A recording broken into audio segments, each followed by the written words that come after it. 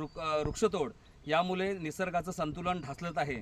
आणि आपण बऱ्याच वेळा विवाहाच्या कार्यक्रमानिमित्ताने मेमध्ये आपण पाहिले की उन्हाच्या झळा आपल्याला खूप लागत होत्या। 10 वाजताच ऊन जाणवत होता। आपण बरीचशी मंडळी म्हणतो गेल्या वर्षापेक्षा यावर्षी उन्हाळा जास्त आहे। याचं कारण आहे की निसर्गाचं ढासळलेलं संतुलन। आपल्याला कुठल्याही कार्यक्रमाला 10 वाजता मे महिन्यात बाहेर पडल्यानंतर गॉगल, टोपी, त्याचप्रमाणे ओढणी लावूनच प्रवास करावा लागत होतं।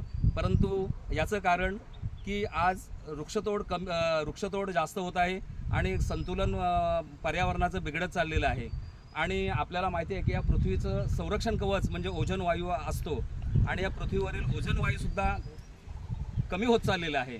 जर ते काही टक्क्यापर्यंत जर कमी झालं तर आपल्याला नेत्रविकार, शरीरातली ऊर्जाशक्ती, प्रतिकारशक्ती आणि त्याचप्रमाणे त्वचेचे कॅन्सर होतात याची आपल्या सर्वांना जाणीव आहे। आज आपण बघतोय की ऑक्सिजन, प्राणवायू हे तयार करण्यासाठी कारखाने नाहीत, तर त्याचं झाड हेच एकमेव स्तोत्र आहे।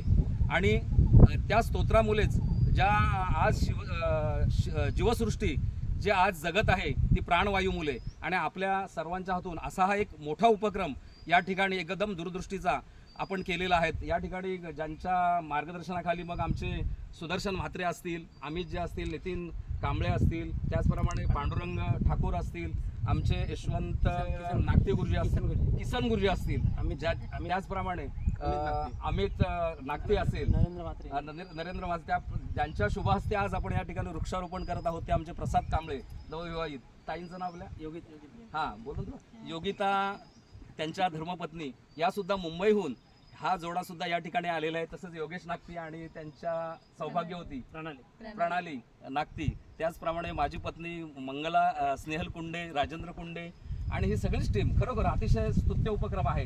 या उपक्रमाला कुठेही तोड नाही। आणि आज खऱ्या अर्थाने सर्वात मोठा जर कार्यक्रम कुठला असेल या तालुक्यात, जिल्ह्यात, तर वृक्षारोपणाचा हा सर्वात मोठा कार्यक्रम आहे।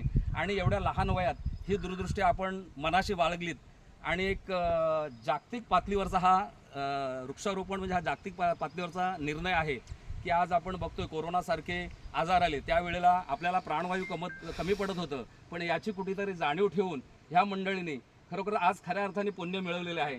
आज पांडुरंगाने मला वाटते त्यांना बुद्धी दिली असेल की असा कार्यक्रम आपल्या हातून घडावा। क्रिकेटमध्ये सुद्धा ही सगळी मंडळी चांगलं यश संपादन करत असते, नावलौकिक करत असते, पण त्यांनी मनाशी ठरवलं की एवढ्यावरच आपण न सांगता थांबता आपल्या हातून काहीतरी सामाजिक बांधिलकी झाली पाहिजे। मग खरी सामाजिक बांधिलकी कोणती?